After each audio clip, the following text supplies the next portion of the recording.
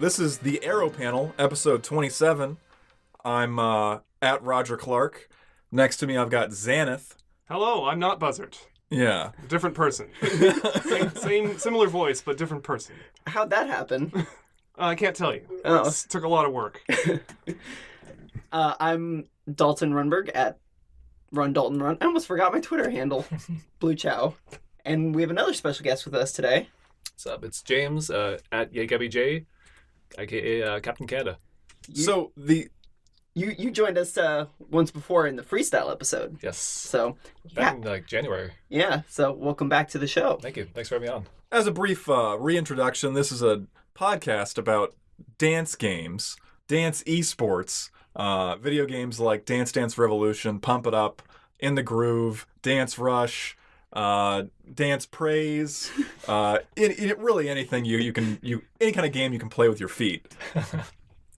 And we've got a lot of stuff to talk about today, and we dug deep in the mailbags. We're revisiting some of our previous questions that we didn't get to answer before. So we'll get to that a little bit later in the show. Yeah, we're all about audience questions again today. Although, first off, we've got some stuff to talk about, and I think this month, next month is pretty big in terms of DDR tournaments. So we've got a lot of tournament stuff going on. And the one I'm excited about that's soonest is next week's Fresno Frenzy 2 tournament, which is the September 22nd and 23rd, I believe. Yep. Is that correct? In Fresno, California. Huge DDR Ace tournament. A lot of people flying in to Fresno from tons of other places in the country. And I'm really excited about it because the first one was very successful. Yeah, I keep seeing people on like Twitter and Facebook saying like, "Oh, I just bought my ticket to fly to Fresno," and I'm like, "Oh no." Well, Dalton here's from Fresno, so he has opinions about it. Yeah, it's a destination city. It's gonna be a real fun getaway. I'm staying all weekend in Airbnb. Yep. Nice. I can't wait, guys. Yeah, I mean, there's people from all over coming, so it should be huge. It's gonna be single, double, freestyle, and we got an upper and a lower division, upper lower, which is very exciting. Yeah, so somehow we're gonna try and fit that all into 2 days. So. It's gonna happen. Yeah, it's happening. It's gonna be efficiently run. We're experimenting with a pool system for the first little bit of the upper tournament. So excited to see how that works, so people can actually know when their matches are going to be and go eat without sitting at the tournament all day and waiting. I believe you have to actually play some songs at the arcade before coming to the tournament, right? Yeah, you like do. So this is a common thing for tournaments nowadays where we're doing online qualifying. Well, we have a question about this. Okay. So maybe we should save it for then. We'll save it for a little bit later. So real quick, I just want to have a quick plug for next week's tournament. Fresno Frenzy 2 will be the first crossover event with Freestyle Takeover and the MA scene. So we're really looking forward to Saturday night, putting on a good show for you guys and seeing who enters. It's just a big deal for freestyle and a big day for DDR, just seeing the whole community brought together. So we're really excited. Yeah, there should be a big audience for it, which I think is always a pretty cool thing for freestyle. And we'll be streaming both the tech tournaments and the freestyle tournaments on the SF Evolved Twitch channel. So you'll be able to see both of them all day on Saturday and Sunday. Yeah, so check it out. Don't make any plans. James here is part of the Freestyle Takeover team, and we're happy to have him on the show today. Yeah. Thanks for having me. In addition to the Fresno tournament, we've got the Beast in the East tournament, which is in Norfolk, Virginia on October 12th. And it's fighting games, DDR, Pump, ITG, that's In the Groove, and more. They got U-Beat and Mario Kart. I don't know if all games are going to have... It's more of like a gaming sort of convention thing.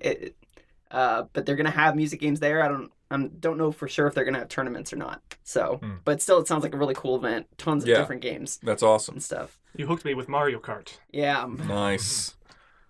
And after that, we've got the DDR Ace tournament Mistake on the Lake, which is at the Round 1 Great Lakes Mall in Mentor, Ohio. I'm pretty excited about that one, too. I'm going to go. And because I used to play DDR in Ohio before I moved to San Francisco. And pretty big community there, right? Huge community, and it seems like it's getting rebooted. I think everybody's been rebooted with Ace, and I think it's taken a little bit longer for other parts of the country outside of the coasts, but it's getting there. Yep. Everyone's waking up. So come hang out with us on October 20th in Mentor, Ohio. That's the Cleveland area. So if you're anywhere near Cleveland, come chill with us. Okay, maybe it's the opposite of chill. Let's just run in place at max speed for 12 hours. At 440 BPM. Yeah, exactly. Really loud dance music. We've also got the Rhythm Core Trick or Beats event at Round 1 Crystal Run Galleria in New York. Oh, nice. And Middletown, New York. That's October 28th. We've got DDR Ace, Beatmania 2DX, Sound Voltex, Gita Dora, and Pump It Up Prime 2. We're just having tons of tournaments. Yeah. Shout outs to Prince David. Yeah, Prince David's doing a lot of work to run those tournaments. We've got Rumble in the Prairie 10.5. I think that's like the number of the tournament. Yeah, it's like, kind of the sort of in between one. They're the Rumble in the Prairie series of tournaments. Like the main one is usually in the spring, so those are the 10, 11, whatever. So this is 10.5. It's kind of a smaller, aimed at more of a local tournament. But hey, if you want to fly out for it or something, go for it. Yeah, and that's in the Urbana-Champaign area in Illinois, and that's in the Groove single and double and pump couples tournament. Yep, and I think a sight read tournament. So Sweet. I'm not sure. Yep, November 9th through 11th. Sweet. Raj of the Garage, Columbus, Ohio, December 7th through 9th. And we talked about this on a previous episode, and Raj of the Garage is more like a convention run by the Tokyo Attack guy, Anthony. And he basically brings a bunch of his cabinets to a location. In this instance, it's the Columbus, Ohio Convention Center. Very close to some really great food and hotels and stuff down in downtown Columbus. So go check that out. He'll have tons of rhythm games and other stuff. So probably DDR, Pump It Up, Sound Voltex, U-Beat, all the good stuff. Just everything. Yeah. Plus non-rhythm games too. Yes, I went to a Raj at the Garage event 2 years ago, and it was in the worst hotel I've ever been to in my entire life. But the event was spectacular. And really this one's great in a event. different. Yeah, Yes, thankfully this is in a different place. This one's in a good town in a good convention center, right next to some beautiful hotels. So Yeah, and I think they have hotel deals and stuff too. So yeah, it's awesome. Check that out. And the last thing to mention is starting today, we've got, and ending in October 21st, we've got the online girls tournament, Valkyrie Dimension, and the songs were announced, and so you can get started with the Valkyrie Dimension tournament as long as you're a woman. You can check it out at valkyriedimension.com. Yeah, so there's 3 different levels. So no matter what skill level you're at, there's 3 different divisions, and then there's also a new boss rush, which is 3 18s in a row. It's kind of a pass fail thing. It's just like an extra challenge that if you pass all 3 of these 18s, I think it's go for the top challenge, Astrogazer challenge, and come to life challenge. Ah, nice. If you can pass those all in a set, you get this cool little Valkyrie Dimension pin thing. Sweet. For passing the boss rush set. But yeah, there's 3 other skill level divisions. So yeah, go check it out. That's a great set. Yeah. We need more tournaments with merch. Like, Yeah. give out stuff. Yeah, to make everyone excited. I think that's a great idea. They actually have tons of Valkyrie Dimension merch. I bought some actually, and the part of the proceeds of those go to, I think, the prize pool to support Yeah, it's awesome. the tournament and stuff. Yeah. So it's really cool and very awesome logo too. Yeah, they have a great brand. Be proud to wear it on a shirt. Yeah. Just talking about tournaments a little bit, it looks like things are heating up quite a bit. We've got a lot of stuff going on, and hopefully that continues to accelerate as we keep going. There's actually another one that we forgot to mention, which is the Irvine Dave & Buster's tournament in Irvine, California, which is in October 13th, I believe. It actually just got pushed back. Oh, really? Yeah, they had to push it back 2 weeks. So now it's the 26th, I believe, or 27th. I see. Yeah. Okay, so it's the same weekend as the Rhythm Core one in New York. Yep, but Okay. opposite coast, so I don't think that it'll Gotcha. I don't think it'll be an issue. But, Okay. But yeah, they had to push it back a little bit. But yeah, that's in Irvine, California. Nice. Yep. So lots of stuff happening. And please run some tournaments. We're always down to show up and fly to your tournaments if you've got a good situation going on. So Well, Roger is. okay, well, some of us are. Yeah, But yeah, you can check out more info about all these events over at our friends at ddrcommunity.com/events. All listed there with all the info and entry fees and rules and everything like that. So it's a great resource if you're looking to get more involved in the community. So we got some new content to talk about as well in DDR. The new songs from the Follow campaign that were announced before, but it took a while for them to release them, which is kind of strange. And then when they did finally announce them, or when they announced that they were going to be available, it was literally like the day of, which is kind of strange. Normally they give a couple days lead time. So there's a new Love Shine remix, the Sound Voltex remix. It's an Expert 11 and a Challenge 14. Sort of just it's a twist on kind of old nostalgia. So I don't know. It may be kind of divisive. That it might not be what you're used to. Yeah, maybe some old. It's kind of a Nightcore-ish type thing. Yeah, maybe some old people who like the old Love Shine a lot may go, "Oh no, this is not the original Love Shine, man." Well, remixes are remixes, and more stuff is good. Yeah. So. There's also DDR Megamix, which we talked about last time, I think, a little bit. But it's kind of a mishmash of a bunch of classic DDR songs. And it's got an Expert 15 and a Challenge 16. Mm-hmm. And both are really good. I think for each difficulty, they basically took snippets from the charts of that difficulty for each song and kind of mashed them together. Except for the Challenge, which is completely new. And it's just a bunch of really cool kind of riffs on the songs that are in the song. Yeah, so it's a cool. wonderful homage to the original to the series that led up to Ace. I think it's really cool to sort of revisit some of your favorite songs like Bag in a totally new way. So I enjoyed it for that reason. And Matsuri Japan, yes. which is not in DDR anymore, right? Yeah. And Dive, which is also not in DDR. Mm-hmm. And the fact that it leads off with 1998, that makes me so happy. Yeah, it's awesome. And ends with Legend of Max. The best song in DDR, I think. Yeah. Yeah, so I mean, that's kind of the tricky part about it, is that it goes from Bag, the BPM of Bag, all the way up to Legend of Max. So you have to, debate trying to play either a little bit faster or slower. I saw people talking about using Sudden Plus on Sudden it. Plus. Yeah, I don't know if there's... I played the chart a couple times, but I wasn't really looking for Sudden Plus, so I don't know if there's a great place to turn out on or off, in there. Bag is in the middle, right? Yeah, it is. Yeah, that makes it kind of tough to... You can't really sort of... There's like some songs where there's a definitive, dropping off point where you could say, this is where I can turn off Sudden Plus. But this song doesn't have it, so it's pretty challenging. Yeah, there might be a little tiny... Well, like before the LOM part, yeah, the Legend of Max part. Is it continuous or is it a little slowdown? There's a stop there. There's a little stop right before it goes into the Legend of Max, I think. But it's a pretty small window. Yeah. So I don't know. You need I've just been doing buddy by the machine just to push it for you. Yeah. If you figure out a good spot or a good way to do it, let us know. But yeah, so it's really cool to see sort of those old songs reinvented and all strung together. We had kind of speculated that because the song is so long, it's like 2.5 minutes long, that maybe they'd cut some stuff out, but they didn't. Nope, it's all in there.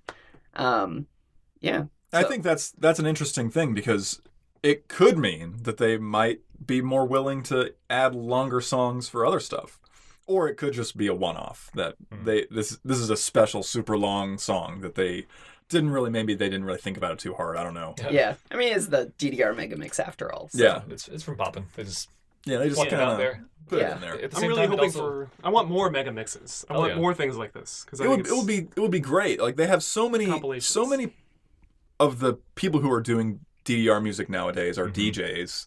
You could have, like, Coors K do like a tiny little 4-minute mix or something, and I think they did something like that with DDRX. X, right? Yeah. Did they?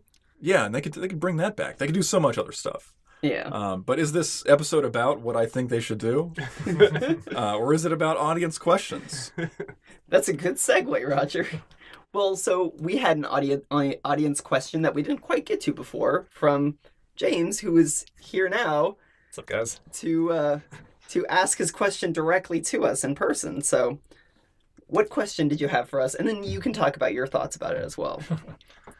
Sure. Well, I was really curious. So what your guys' thoughts were on streaming locals, like on a regular basis. I see that a lot in the FGC. I used to watch Wednesday night fights down in SoCal a lot, and just seeing these groups of players meet up every week and meet at the same place and have a little mini tournament.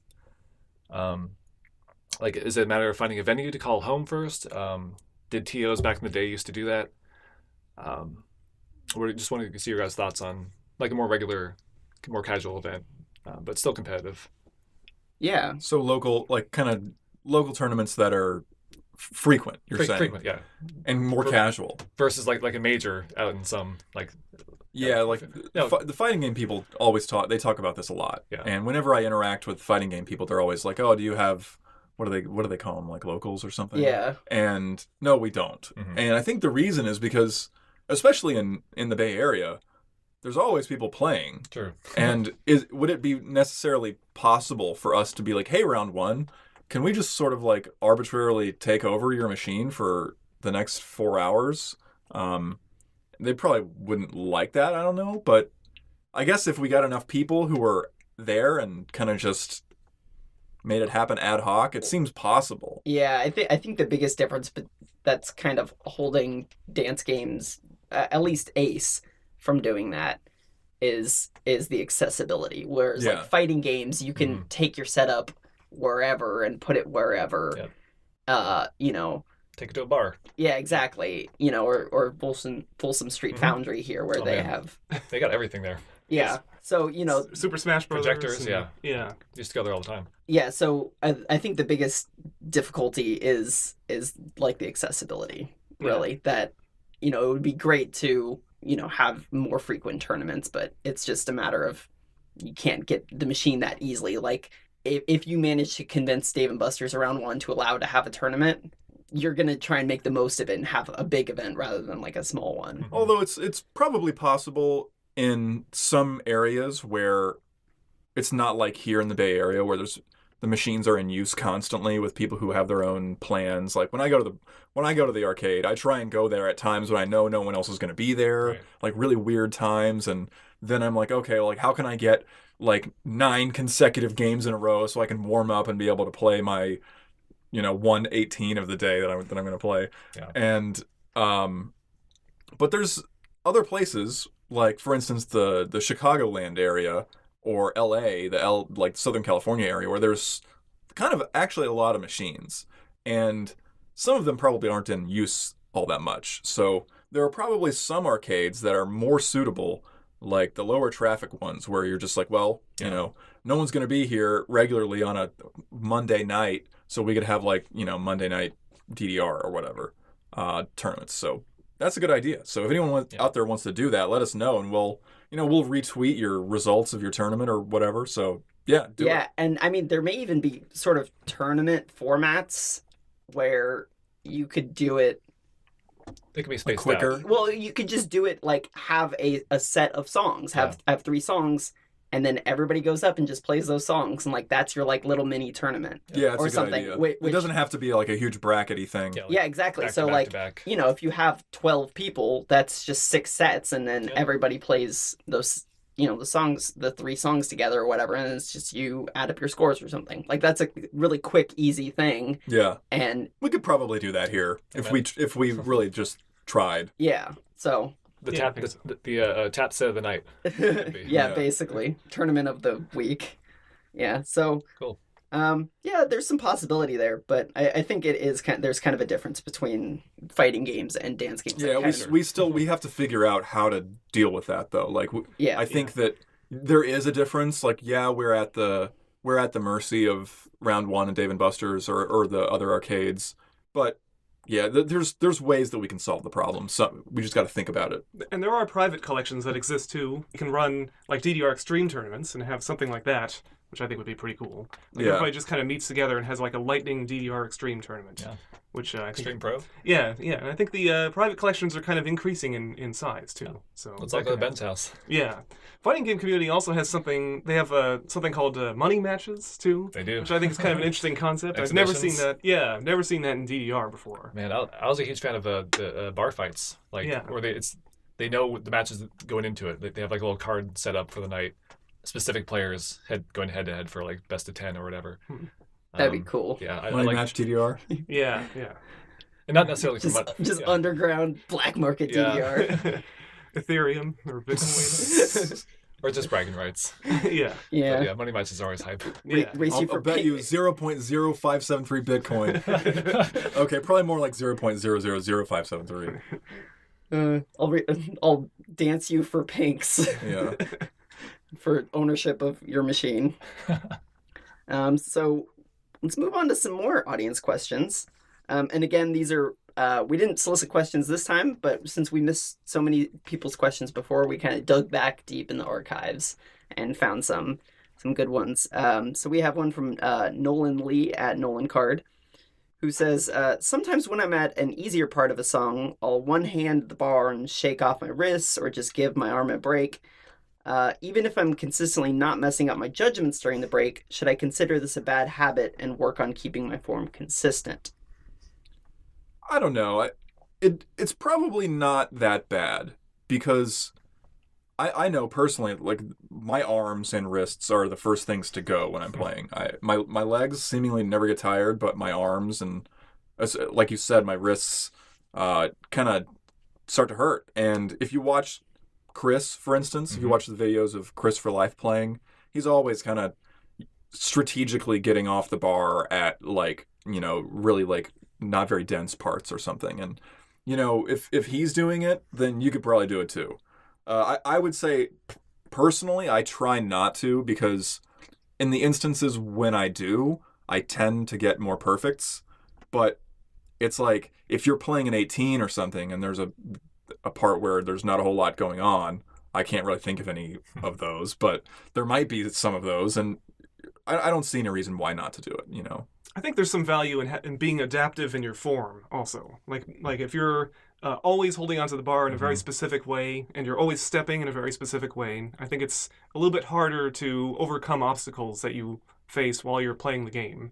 Where if you're kind of like changing it up every once in a while, like, you're changing the way you step and changing how you're holding the bar and stuff like that, that might be a good way to sort of break through some barriers. Yes, with discussions that I've had with Ninjafar and some other people, they were talking about how if you move your hands closer together, like toward the middle of the bar, for instance, normally when you're holding the bar, you should probably be holding it kind of toward the side, like the kind of where it's, where it bends. Yeah.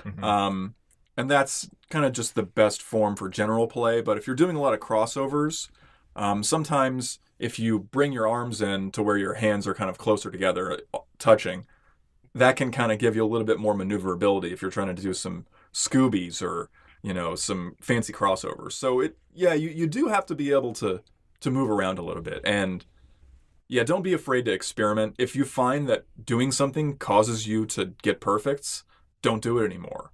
There's a bunch of parts in songs like, I don't know, it's not a difficult song, but Struggle, for instance, the 13, like there's this part where the bunch of freeze arrows on up, and it just it's very relaxing, and it kind of feels cool to let go of the bar and, hold the freeze and then do it. Same thing at the end of Unbelievable. Like there's this part where like it just feels nice to let go of the bar and hit the arrows and, do something fancy. But I always get perfects if I do that. And I hate perfects, so I'm not going to do it anymore. Yeah. I think the important thing is, like, if you're feeling uncomfortable, like, it's okay to try to alleviate that. Yeah. Give yourself a break. Yeah. I mean, I do that too. I think sometimes, like, a nerve or something gets pinched, in my armpit, kind of, like, if I'm holding the bar weird, and, like, the first couple songs of the day, like my hand will kind of start tingling or whatever.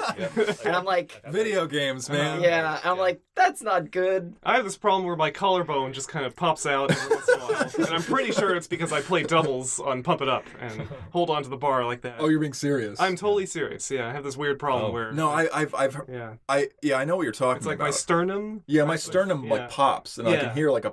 Yeah, And I'm like, yeah. okay, You should probably go to a doctor. it's fine. It doesn't hurt. It's just kind of an awkward, uncomfortable feeling and a little disturbing. You but just feel an explosion in your chest. It's fine. Yeah, that's how I feel when I have to play on taller bars. yeah. It makes my shoulders hurt quite bad. So I can't play doubles on Pump It Up anymore because it just freaks me out too much. It's all natural. It's what Andamiro intended. Right? Yeah, well, I mean, I hear game. about people talking about sports all the time, and they're saying like, "Oh, I was playing tennis and my shin just exploded, or my leg doesn't work anymore." So I mean, I think this is normal, There's right? a literal thing called tennis elbow, so Yeah. that's now Yeah. called the pump. I Pop. think I've definitely Pump gotten up. tennis elbow from playing DDR Yeah. before. Yeah. Yeah. I think So- it's gonna be a thing. I think yeah, we so I should think- watch out for ourselves. If you're playing something as physical as DDR, Yeah. you just gotta expect the injuries and your lifespan to get Decrease shortened, to decrease substantially. Yep. Yeah. Anything physical like that is. I mean, also sitting in front of the computer all day is bad too. So you gotta find that balance. Yeah, listen to your body. Listen to your body. Yeah. Yep. Or not. Or just keep playing. Actually, in all seriousness, it is important to listen to your body because I remember I Am Christopher Life was talking about Yes. his injuries and how for a little while he was like, I think he was like playing so much that he was having some serious problems with his knees or something like that. Yeah. He was having some pretty shins. serious problems, and then he explained what Dance Dance Revolution was to his doctor, as we all do. Yeah. And then his doctor like recommended that he start taking breaks. So now he like plays only every other day, and it seems to work for him. So His doctor was like, yeah, just hold the sides of the bar, not quite towards the center. yeah. Just give him some- And when the speed up comes, Yeah. you gotta, The doctor giving you advice about your form. yeah, slow down, let go of the bar. Yeah. So, long story short, yeah, I think it's okay to let go of the bar if there's a little break in a song. Or If you get perfects, stop doing it. Yeah, just eat through the pain. we got another question, Roger. Yeah, we got Omar at _neb, OM_neb, on. He's asking, what's your favorite wonky / bizarre / quote bad unquote chart in the game?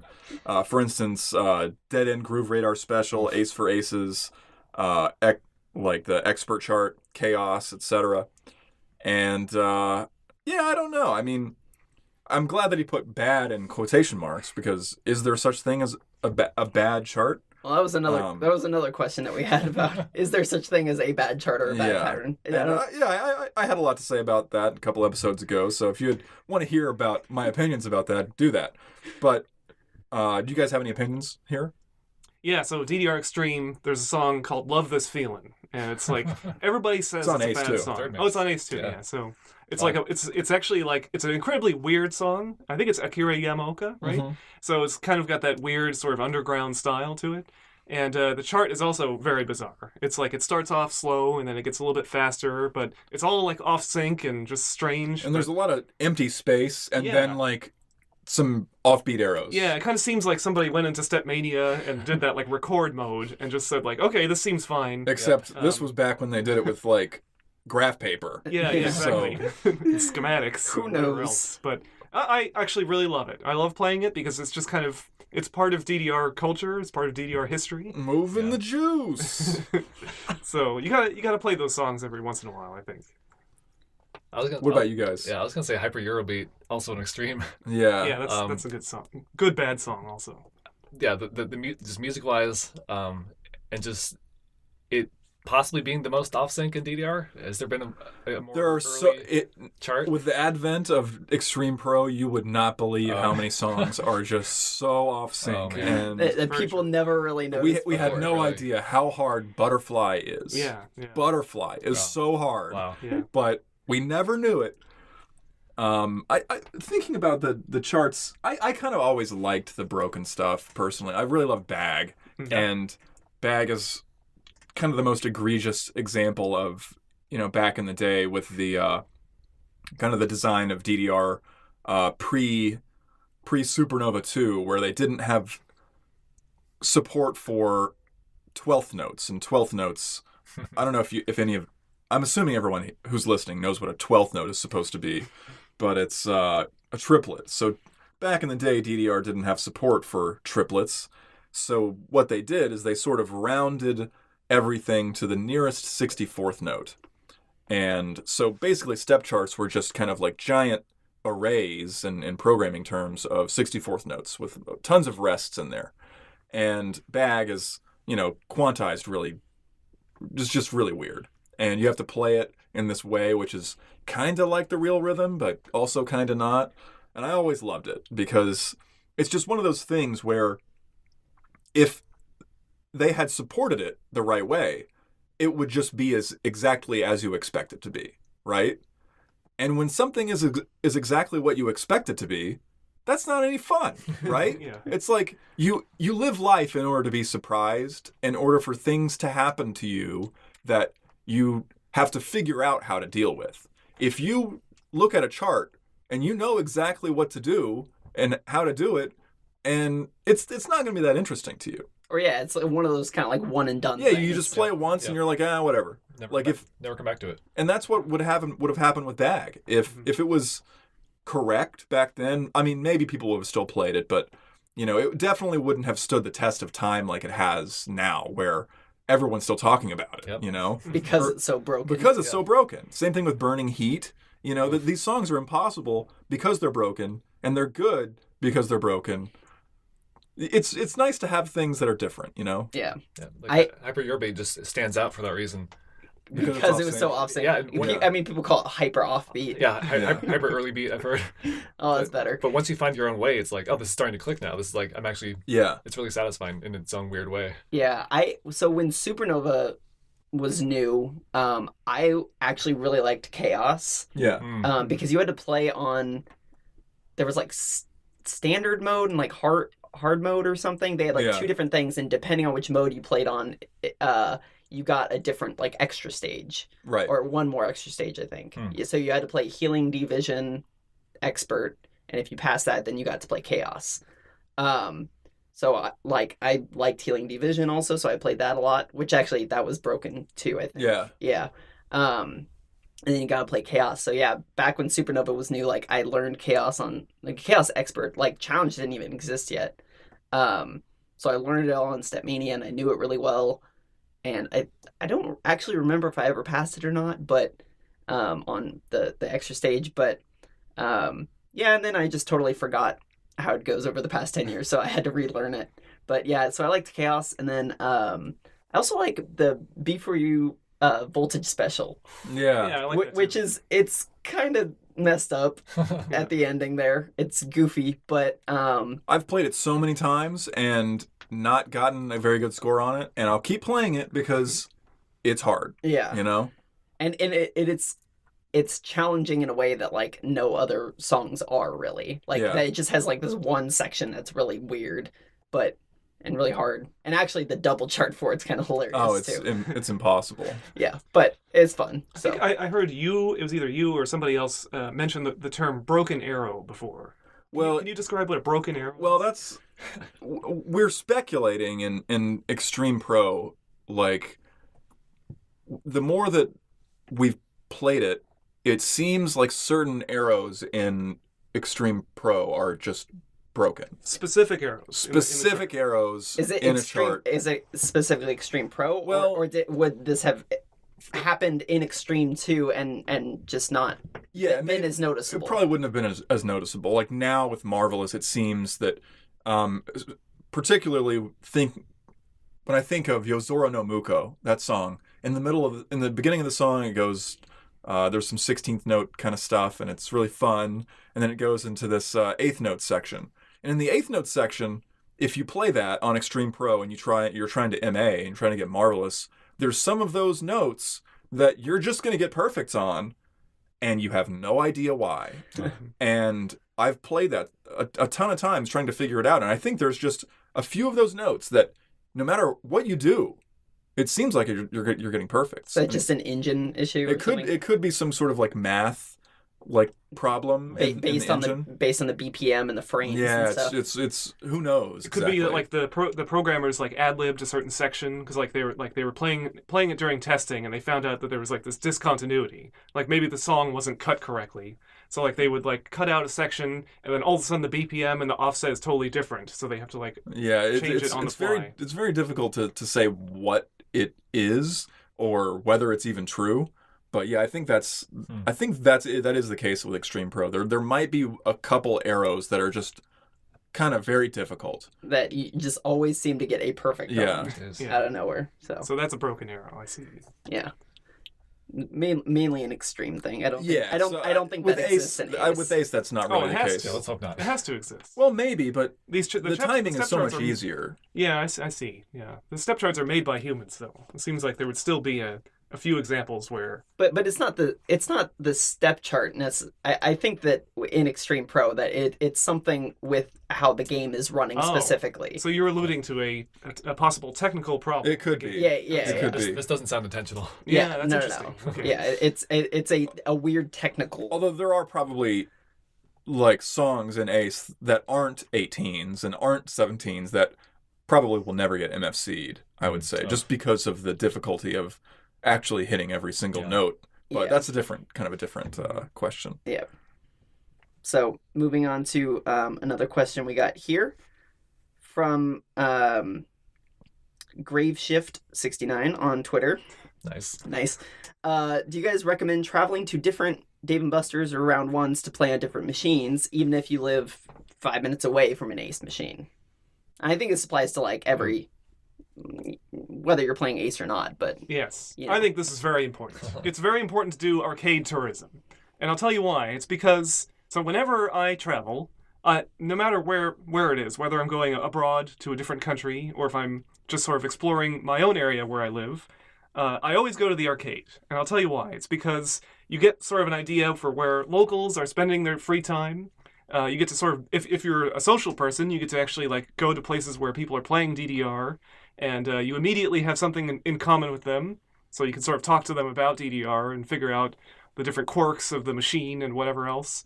But more importantly, if you're just trying to build up your skill in a particular arcade game, getting exposure to a bunch of different kinds of hardware is very important. For example, like, DDR, we're all blessed to have brand new Ace cabs inside the United States. But even after this point, after 1.5, 2 years, every machine has sort of diverged in its own different way. So it's very important to get exposure to all the different kinds of hardware, because you never know. You might show up in a tournament and the cab is just different in some way, and you have to be able to adapt to it. Exactly. That's a really good point. One thing I noticed particularly about players like Dalton and Jeff Lloyd is that they seem to be able to play on any machine, no matter what it is, what kind of pads they have, or whether the pads are raised to be flush, or whether it's no matter what the situation is, they'll go up and they'll try it. And I think like a lot of people, they'll play on a machine, and if the up arrow is a little undersensitive, they'll be like, this machine sucks or whatever. But maybe it's not the case, and maybe you should try to adjust, because the more information you have about how to play DDR in different situations, the better you're going to be at playing. Mm-hmm. And you being able to adapt is a skill. And like Xanath just said, if you're going to a tournament that's not in your area and you've only played on your machine, maybe your machine is just unusually perfect or unusually good or unusually bad. Well, I mean, there's a lot of factors. I mean, I think the main one is pad distance from the machine. Totally. That even like every arcade will have differences in the distance from the pads. And that actually makes a difference in syncing. Yeah, visual syncing and reading speed. And audio as well. Yeah, that the pads at Eastridge Mall Round 1 down in San Jose, they're really far away from the machines, which I like it. I like it for being able to read fast. I feel like I can read faster on that machine than I can at like Ceremony, for example, because they are farther back. But it makes Sudden Plus harder, which is something that you may not consider if you're going to a tournament and you're used to using Sudden Plus on a song, and the pads are even a couple inches will make a difference in how fast you can get to the button to turn off sudden plus or turn on, either way. Like, those things matter. And other than just the machine, I think getting used to different environments, because there's always so many things going on around the machine too. It's not just the machine itself. It's the air hockey table or the air hockey table ball. That's right, because every arcade puts an air hockey table next to their... As close as possible. Yeah, as close as possible to their... I guess Eastridge doesn't have an air hockey table, thankfully, but... I think geographically, too, there are some places that are just extremely interesting places to play. Like, for example, if you're playing in Denver, which has like about a mile high in elevation, you will probably experience different physiological effects than if you were playing in like Arizona, which has really low elevation. It's like playing different ballparks. So yeah, absolutely. Yeah, so, this is something that athletes talk about all the time, and it certainly applies to DDR too. Yeah, and even different arcade temperatures and humidity. Oh my gosh. And I mean, everything. It's things that you probably don't really think about that much, but it's good to have experience with as many things as you can. Exactly. You know how on, when they talk about machine learning, or, you're doing the CAPTCHAs where you have to like click to see, like the machine's trying to get you to identify like street signs or cars or whatever.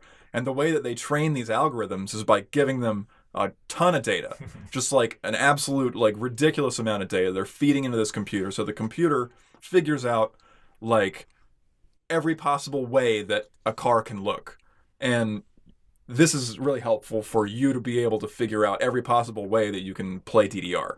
And that's just trying to be good. And there's so many other reasons to go travel and plays, because first of all, if you have DDR as a thing to do when you're going to a new place, you automatically have something on your agenda, right? And a lot of times when I'm traveling, especially like, going to some different part of the country, I'm like, okay, what am I going to do here, right? Like I have to go to this place to see my family or see this person or business trip or something. What am I going to do with my free time? Oh, of course I'm going to go play DDR, right? And you get to meet people like Xanath said, and it's a great idea. Yeah, I mean, and like, so I mean, there's a machine 5 minutes from my house, but sometimes I drive an hour away to go play at other arcades just to hang out with different people. Not that the people at, the one close to me are bad or anything, but just different people, and get to meet new people and talk to different people. It's just a whole different experience, just playing at different arcades. So I would highly recommend it if it's an option or if it's available to you. So. And sometimes you just want to go out and have a different experience. Like if I often go to arcades that have no line, nobody there. And just it's there for like a total cardio session, solo session, and then where are these places? Just curious. There's a Tanforan Mall in San Bruno has an Extreme Machine.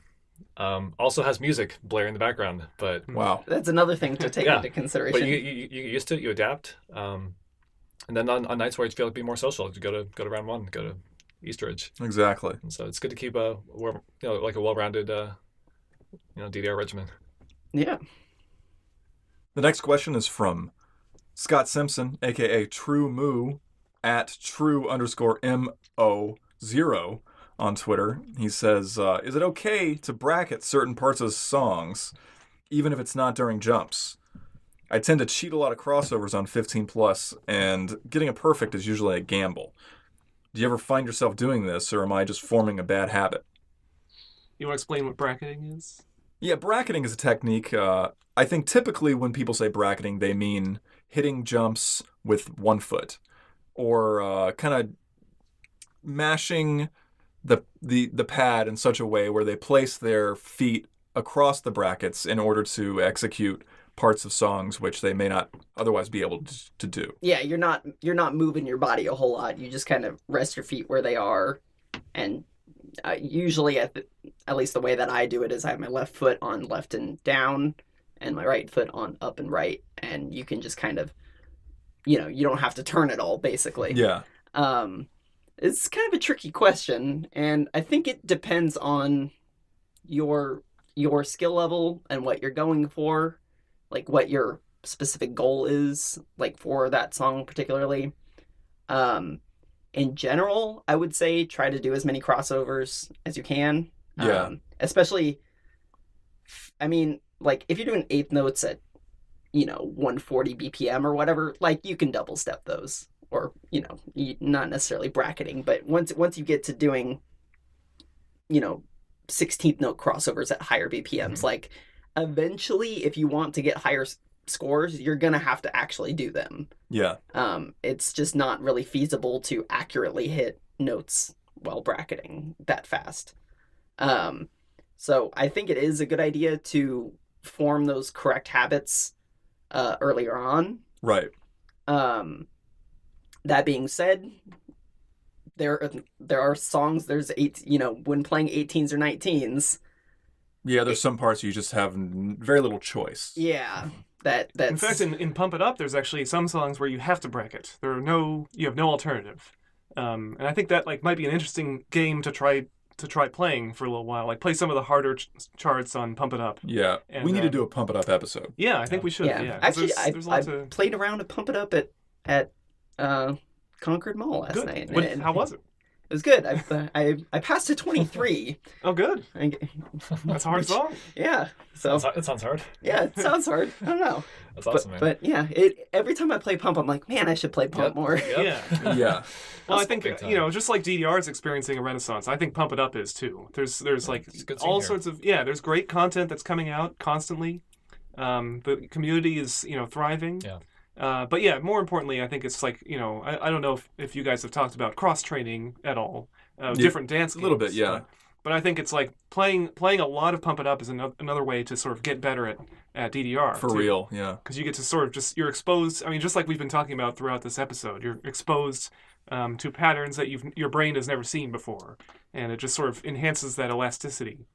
Yeah, and especially with bracketing, I think that's like for me at least. When I play Pump It Up, I have a lot easier time with bracketing than I think an average DDR player does, just because there's some charts that require it. Yeah, well, and the pads. I mean, Pump is more designed to be able to be bracketed. That's true. It is. Yeah, because the panels kind of overlap a little bit, and hitting the center and the corners with one foot is it's often a lot easier than DDR, where it's... Same with like Step Maniacs and most Dedicabs that exist right now, where people have modded it so that the panels are really high up, so that things like bracketing specifically are easier. In ITG, yeah. I think it's worth practicing bracketing. A lot of people, if they're going for a particular score and they mess up, a lot of times you'll see the good players will just stop trying and they'll start bracketing the rest of the song. And I remember I used to see that and I'm like, what are they doing? They're messing around. This looks dumb. But then I started realizing that it's important to be able to do this because it'll make you better. Yeah. And that's a good opportunity to do it. You're thinking long term for the whole set. Yeah, it does make you sort of learn how to double step things quickly. Yeah. That, if that pattern comes up again in another song or something, or, a really hard section or something, patterns that don't necessarily have easy transitions between them. Stuff like being able to bracket, not in the sense of hitting a jump with one foot, but bracketing in the sense of just kind of like, people call it bullshitting too, whatever. Yeah. You just kind of like mash or whatever. Or, the classic case for this is the beginning run of Valkyrie Dimension Challenge, which is very fast, and I don't think, it's basically 240 BPM 16ths. And like one person can do it, Matt Magden, that's about it. Yeah. It's very hard. So I think most people for that just kind of bracket, or, BS through it, whatever you want to do.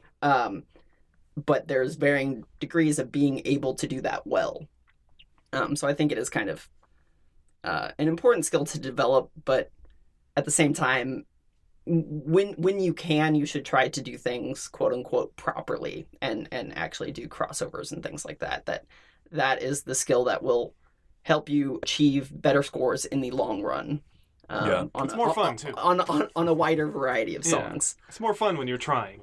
Yeah. I mean, if you're bracketing, you should still try. Yeah. Yeah. Try. Yes. Yeah. Try to bracket. Do the best damn bracket you can. We got another question here from Jay at HamletEJ on Twitter. says, do you feel like your legs gradually warm up over the course of a session, and that you're at your most limber and best performance after a long time of continuous playing, like say an hour? And then relatedly, how much do you stretch beforehand and between songs? So I think just general a little bit of warming up talk here. Do not forget to stretch. Well, yeah, stretching I think does help me huge. a lot. Yeah. Yeah, which is one thing that I should do more because I don't, and then I play for an hour and a half straight, and then I'm very sore. The only problem is that it just looks ridiculous when you're doing it in a public arcade. But you know fine. What? It all looks ridiculous. It all looks ridiculous. So yeah. I mean, people do it at the gym, and for me, the arcade is the gym. So screw you if you think that it's weird. But I think limbering up or just doing a little bit of stretching actually does really help me, at least. And I definitely feel like, I start to get my bearings after maybe one or two songs in DDR. I just sort of expect that my first two songs are going to be lackluster when it comes to scoring. As long as you accept that and you know that your body just has to spend some time with warm-up, then I think you'll have a much better set that way. Yeah, it takes me about an hour to warm up, and then I start getting good scores. Although, to say something contrary to the rest of these guys, I read a paper the other day about how stretching is pointless and it doesn't help you and actually may hurt. So I have been stretching for years, and I'm like, okay, maybe I'll just switch it up and see if this thing is right or wrong. And it actually has seemed to have had no effect on me whatsoever. Stretching is a placebo. So I don't know. Way to go, science. So I think just try stretching. If it helps you, stretch. If it doesn't help you, don't. I don't know. I think one thing that kind of gets me is if I play a number of sets in a row and then I take a break and getting cold. If I sit down, or even depending on how you're sitting down, if I sit down on the ground like with my legs crossed or something, that's it, man. No. That's the end of my night. Yeah, you got to make sure your blood is flowing. I think that's your body tenses up. That's the most important thing for me, is making sure that there's blood flowing.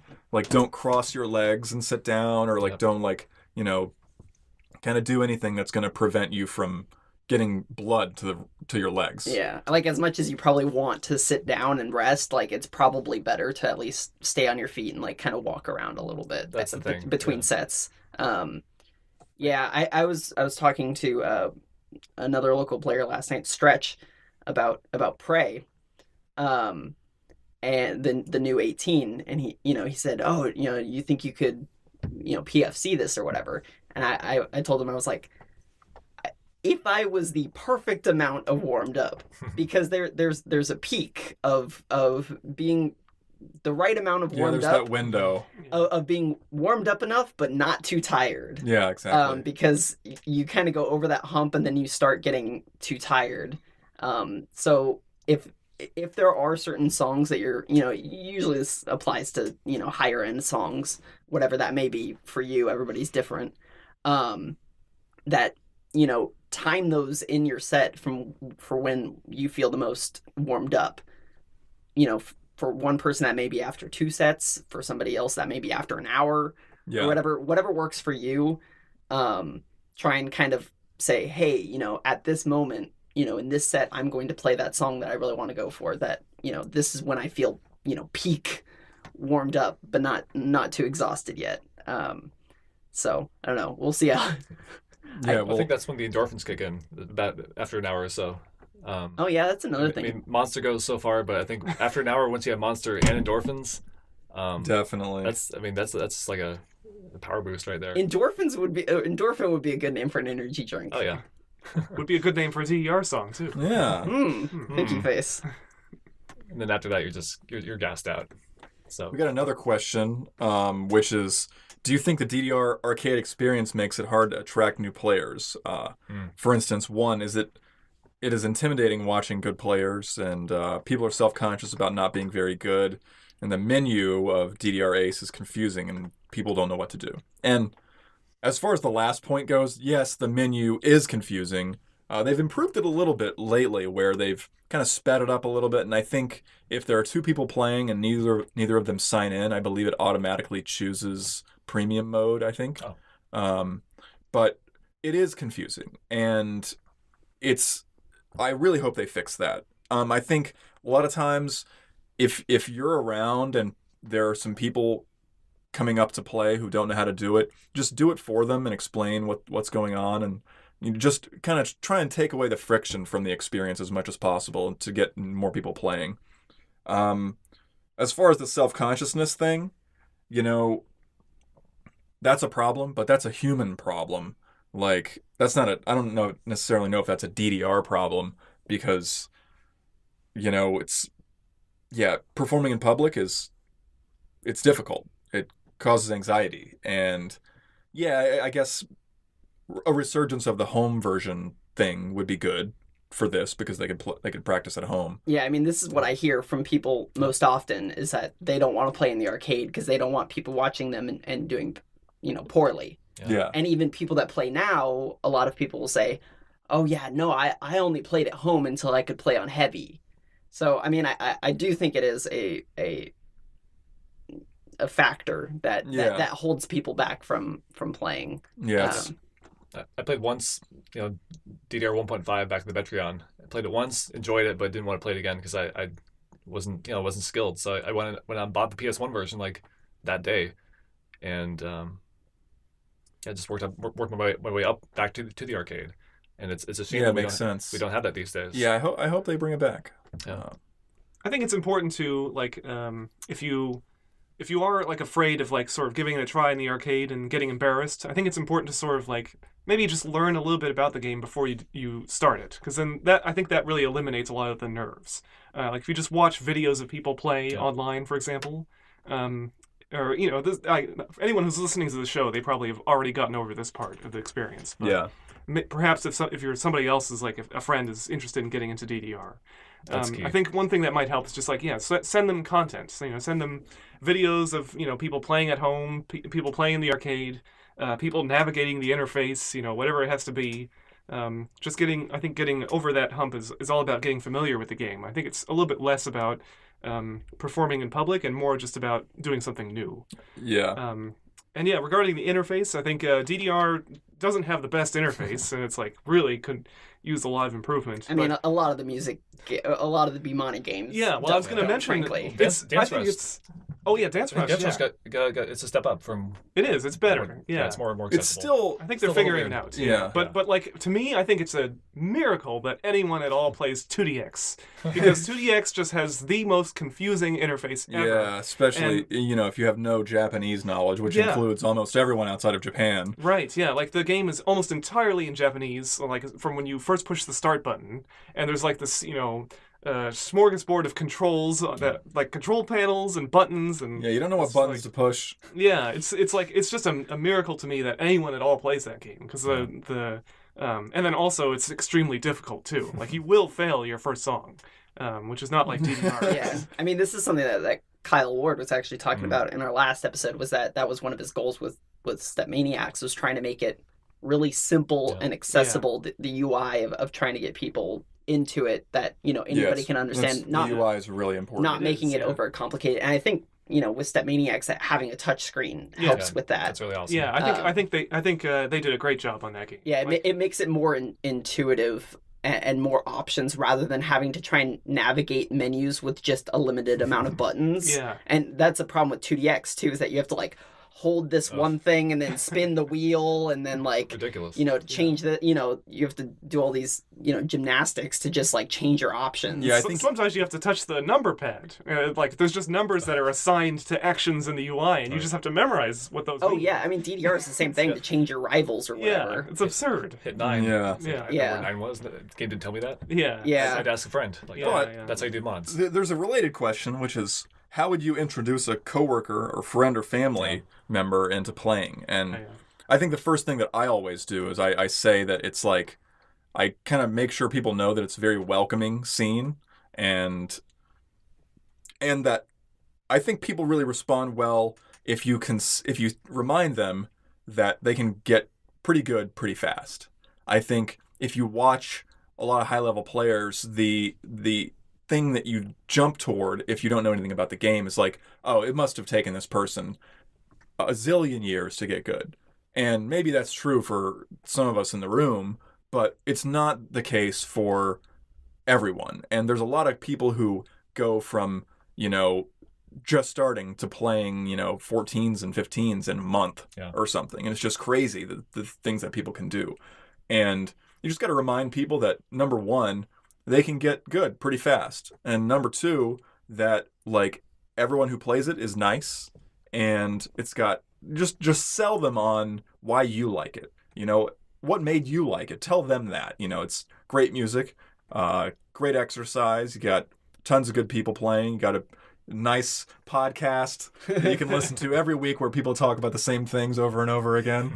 It's a hard song. Yeah, it's especially the part that at the ending. end. It's just Yeah, I always tell people, I remind people that everybody who you see who is really, really good right now sucked when they started. Yeah. Like, that, just to kind of humble ourselves and say, like, listen, everybody was at that point. Yeah. Everybody had trouble doing crossovers. Everybody had trouble Just staying on beat in the first place. staying on beat, or being able to differentiate the corner jumps, which we were talking about earlier. I think the thing that got me kind of hooked on DDR was the fact that the feedback is so immediate.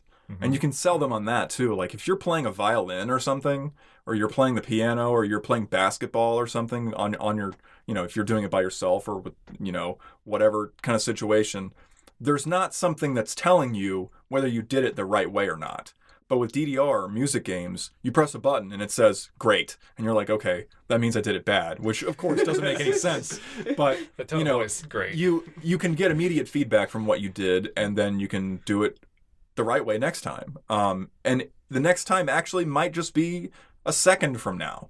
And I think that's a really good thing to sell people on. Just say, you can get good really fast because it tells you what you're doing wrong, and it makes you feel good because it's telling you you did a good job, and you have an announcer like telling you good stuff the whole time. It's all around positive experience. I don't think I have to sell anyone who's listening to this on whether DDR is good or not, but maybe you could sell them on whether DDR is good. Like this is making me want to produce a video of just one of the DDR misconceptions, and that do you guys memorize all the charts? Like you've been playing this for so long, you just must know all the songs by heart by now. But no, like you said, we all start at the same level. It's like reading music. Yeah. I think another point too is like if you have a friend or a family member who is really into like sort of engaging activities, things that sort of bring you into sort of like a flow state. I think for me that was the biggest reason. That's the biggest reason why I really like music games in general, is because it's sort of just an easy gateway to getting into a flow state and really forgetting about the rest of the world and just focusing on one thing and one thing only. And I think that's just like a magical thing about the human brain that's like it's possible with certain kinds of activities. And like DDR is like a nice, activity for doing exactly that. So you have to focus on 4 things. That's true. Yeah. Or 8 if you're playing double. But like I remember Roger said one time, he was like, when you're playing DDR, it's like you have no focusing on anything else is bad. You have to focus 100% on being in the moment, focusing on what the next step is going to be and stuff like that. And I think that has a really positive mental effect. Yeah, if you just want to forget about everything else, music games are great. Yeah. You don't have to think about email.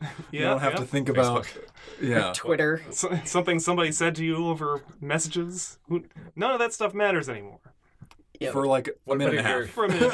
Yeah, then it comes crushing back. It's what hooks you back to it. It's just I want that feeling again for another 90 seconds. Yeah, exactly. But it's all good. It's positive. It's really engaging activity, and it's fun. And just so much fun to do with a friend, with a loved one, family member. Yeah, I think it's just an activity. I think DDR is a great game for playing with somebody else and helping them get.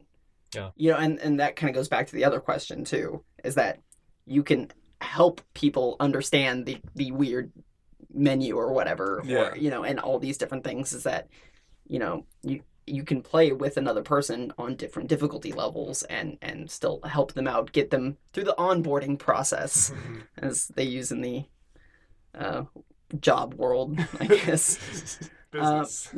So I think last question here, because we've already been talking for an hour. It's crazy how much we can just talk about this video game. This one video game. For an hour. This is from Jordan Padilla at Toxic Jordan on Twitter. Said, in honor of the Fresno Frenzy 2 tournament coming up, I'd like to ask if you prefer on-site qualifiers or remote qualifiers, and why. In this day and age, It's got to be remote. it's got to be remote. Yeah. There's too many people.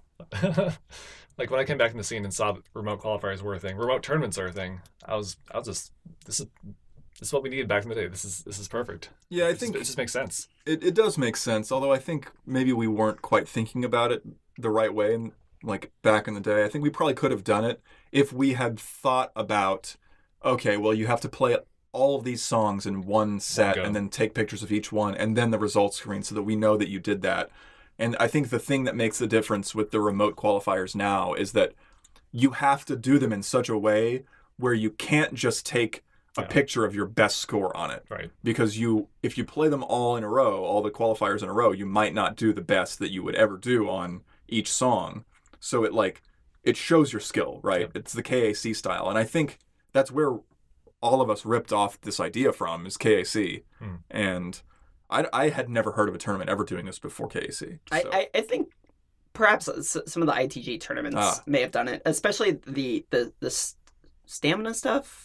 They kind of have like an invite system, like the ITG, like East Coast Stamina tournaments. I think they have kind of, I don't know if it's necessarily remote qualifiers necessarily, but they would invite certain people based on their scores on songs. Gotcha. So it's kind of in the same vein.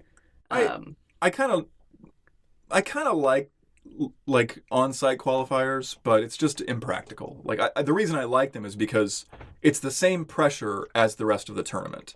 And like with the Fresno tournament coming up, I'm going to go to round 1 on Saturday, and I'm going to go to round 1 on Tuesday and Wednesday and Thursday. And all of those days, I'm going to do nothing but play those qualifiers over and over and over and over again until I get a ridiculous score on them. And then it's going to place me in the seed ranking at a certain place, and I'm not that good. So I think like this kind of lets you sort of game the system in a way that you couldn't do with on-site qualifiers. On-site qualifiers, you go up, you play it, you get one shot or maybe 2 shots at it, and then you're under pressure, so you might screw up, which you might screw up during the tournament too, because that's what tournaments are about. And I think it's kind of a better test of exactly of your tournament performance. Yes, I think that's true. There are pros and cons, and I think that is one of the main points, is that remote qualifiers favor people who have the time or the patience, the location, or accessibility to machines. Like if you live 3 hours away from an ace machine, like you may get one trip to do, the qualifiers for a tournament that you're going to. Where somebody that lives 5 minutes away or whatever, or they have more accessibility to play the songs more. Right. So I don't think that remote qualifiers are necessarily as. Yeah, I think it's unfair personally. It's not as determinant of skill. Yeah. It's more of determinant of effort. And who's going to go and spend all their time doing this? Yeah. And personally, I think remote qualifiers are a lot more stressful because you really want to do your best, and you can keep playing. You can keep grinding it. Yeah, and you're like, oh, I can do better, and it takes you away from the rest of the game that you're just focusing on these 3 songs so much. I mean, I had this happen to me for Extra Exclusive, the tournament in Japan following KFC, that I was getting so frustrated that you have to play them all in one set, and you mess up, you get a great or something on one song, and you're like, well, there's my whole set, and I would get really frustrated. Yeah. Or, you do really well on 2 songs, and then you mess up the third that you don't normally mess up on.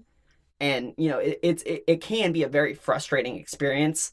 So, like, personally, I try to, limit myself. I say, hey, this is the goal I want to hit. I want to get negative 30 EX or whatever.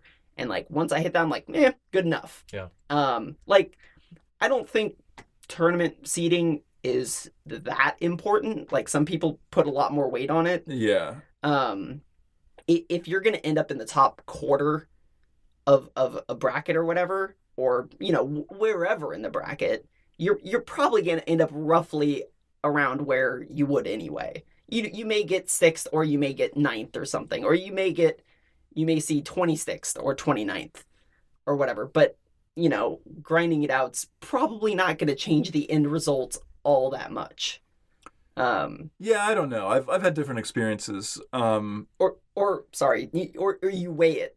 Right. Yeah. You have to weigh it of like, how many more times do I have to play the set in order to get myself up? And in the case of the Fresno tournament, they're not showing where people are ranking, right? Right. Previously in some other tournaments, they would have difference. They would have a spreadsheet that when people submit their scores, it would show what their qualifier was.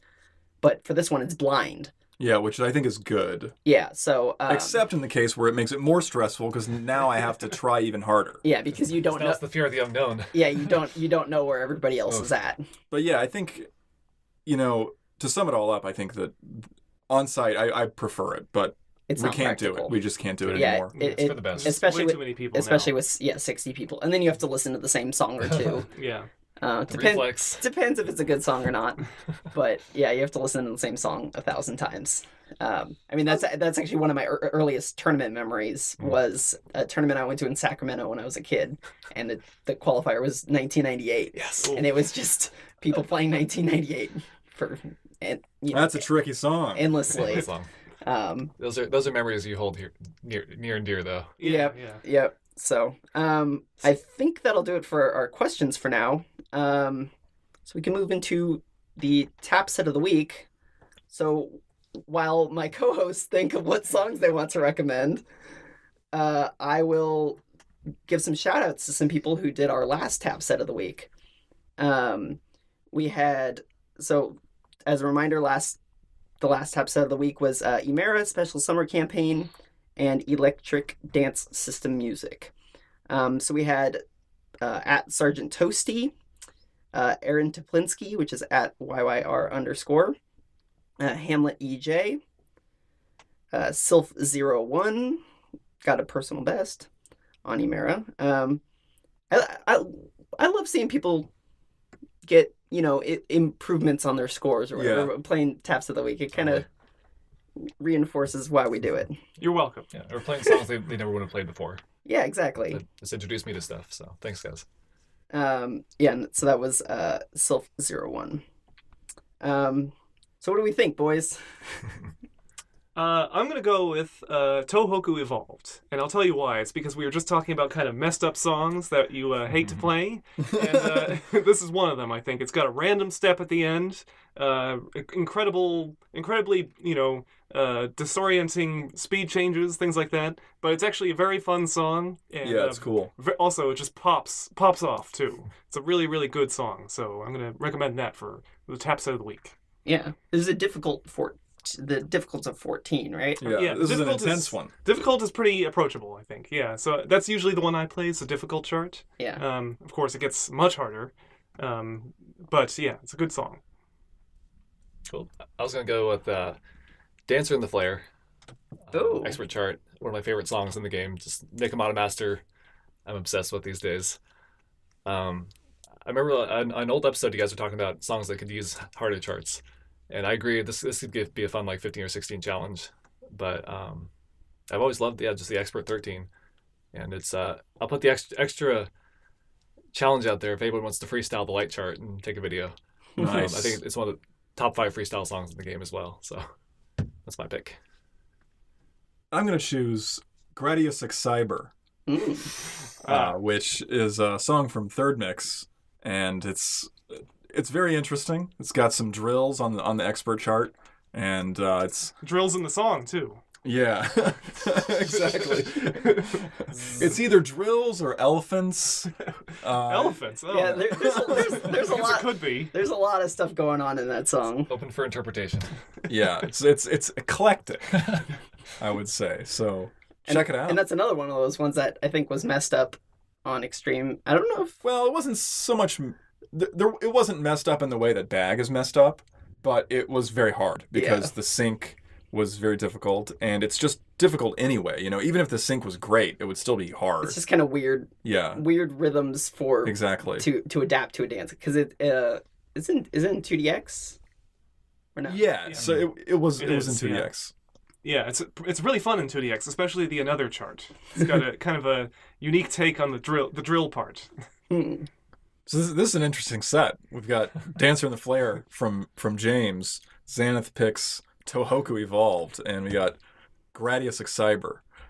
And that's a pretty eclectic set. Yeah, let's do it. What's the extra stage? I'll play these 3 songs in the qualifiers, and that's all. Over the next week. Yeah. We're doing 3 or 4. Well, we usually just do 3. Play Dancer last, AA it, and then play the extra. Yeah. Or AAA or whatever. Whatever you want for extra stage. Wild card. Okay. Yeah. Though actually I had an idea. Maybe we'll do this for next week. Is have listeners submit ideas for an extra stage. Oh yeah, that's a good idea. And we'll pick one of yours. So maybe we'll send out a tweet and have you suggest songs for the tap set of the week that people can play as an extra stage. I like it. Yep. So yeah, I think that'll do it for this episode of the Aero Panel. Thank you to Fraxtal for letting us use their song Watch It Burn as our intro and outro music. You can follow us on Twitter at SF_evolved, YouTube, SF Evolved, Facebook, Twitch, we're everywhere. Yeah, exactly. We have a Discord. Oh yeah, join the SF Evolved Discord, and we can talk about scores all day. Yeah, it's there's a scores channel in there. There is now, which we finally got around to creating. So there's literally like I don't know about hundreds, but there's a fair amount of people. Yeah, there's a lot. There's a lot of people in there. It always surprises me. So sometimes I'll pop in and say hey. I think that's all. Yeah. So thanks for listening to the Aero Panel today, and thank you for playing.